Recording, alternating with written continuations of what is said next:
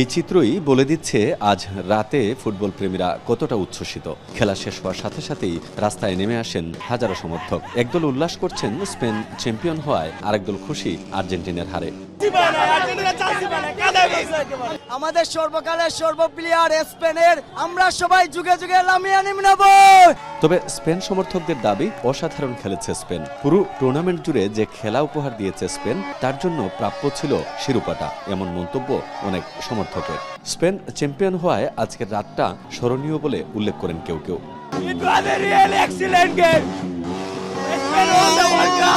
সিলেটের রাস্তায় শুধু স্পেন সমর্থকরাই নন, উল্লাস করতে দেখা গেছে অন্য দলের ভক্তদেরও, যাদের কাছে আর্জেন্টিনার এই পরাজয়টাই ছিল আজকের সবচেয়ে বড় প্রাপ্তি। তবে আর্জেন্টিনার সমর্থকরা বলছেন, ফাইনালে প্রত্যাশিত খেলতে পারেনি তাদের প্রিয় দল। আজকে আর্জেন্টিনা তেমন কিছু করতে পারেনি, আমাদের বস মেসি কিছু করতে পারেনি, এ কারণে অনেক খারাপ লেগেছে। কারণ আমরা ফাইনাল খেলছি, ব্রাজিলে তো ফাইনাল খেলতে পারছে না ভাই। খেলাটা দেখে খুব আর্জেন্টিনা খেলা খুব বাজে লাগছে। আর্জেন্টিনা খেলাটা ইব্রাহিম খেলবো ভাই, কল্পনাও করছি না। রাত গভীর হলেও থামেনি সিলেটের এই উৎসব। বিজয়ীর আনন্দ আর প্রতিপক্ষের পরাজয়ে অন্যদের উল্লাস, দুটোই মিলেমিশে তৈরি করেছে এক ভিন্নধর্মী উৎসবের রাত। খেলার জগতের এমনটাই এক টান, যেখানে জয় পরাজয় ছাড়িয়েও মানুষ খুঁজে নেয় উদযাপনের উপলক্ষ। গুলজার আহমেদ, এখন সিলেট।